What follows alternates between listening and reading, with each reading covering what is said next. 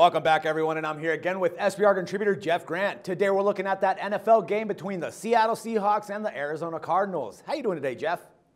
Doing great, Dax, because the Grand Canyon State is going to be ready to roar for this football game, even though they're going to have their number 3 signal caller under center. I can't underestimate how psyched the Arizona Cardinal fans are, because I went to school in Arizona. I follow a lot of my friends on Facebook, and they basically have said this is the biggest game other than the Super Bowls that Kurt Warner has been in franchise history, so the Seahawks better beware. Yeah, all right, man. Now, the Seahawks, they started to pick up pretty much at the right moment, man. You can easily say that they're the hottest team right now in the NFL, pretty much because they've won 7 of their last 8 games and are currently riding on a 4-game winning streak. But do you expect them to land the number 1 seed in the NFC, man? Man, that number 1 seed in the NFC, whoever's going to get that's going to have a major advantage, other than the Dallas Cowboys, of course. But ironically enough, if every team wins out, the Seahawks, Cowboys, or Packers, the Cowboys beat the Seahawks, so they'd have the tiebreaker because Green Bay lost to Seattle in the opening week. So it's really comes down to that number 1 seed. And yes, Seattle wants it because no team has a bigger home field advantage than the Seahawks. I think they're playing the best football out of anybody, but this is a really tough spot, and they've really caught teams at the right time in catching fire, as you said. Winners in 7 of the last 8 games. When you look over those 8 games, Dax, they played San Francisco at home. That was a banged-up San Francisco team with Jim Harbaugh on the way out, and also they really owned Kaepernick. They played at Philadelphia. Yes, a difficult game, but really landed in Seattle's favor because they're facing Mark Sanchez, who Pete Carroll coached at USC. You had a home game against Arizona without Carson Palmer under center. They lost the road game at Kansas City. That was the toughest game in this stretch, arguably.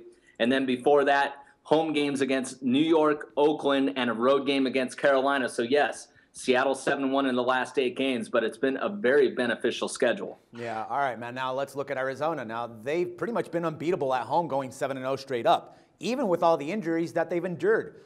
They've also been a pretty safe bet at home and overall. In the last 6 games at the University of Phoenix Stadium, they've gone an impressive 6-0 against the spread, and they are 10-4 against the spread so far for the year. So I don't really think it's crazy to grab the points right now in this case. But what do you think, man? Absolutely not. I don't think it is either, because you look at the previous meeting between these two teams, it was a 19-3 setback as 7.5-point road underdogs, and Carson Palmer wasn't under center for that one. It was Drew Stanton. And yes, Stanton is better than Ryan Lindley, who's expected to start for Arizona, but by how much? Not that much. Stanton completed 14 of 26 passes for 149 yards, a season-low 204 yards in that game.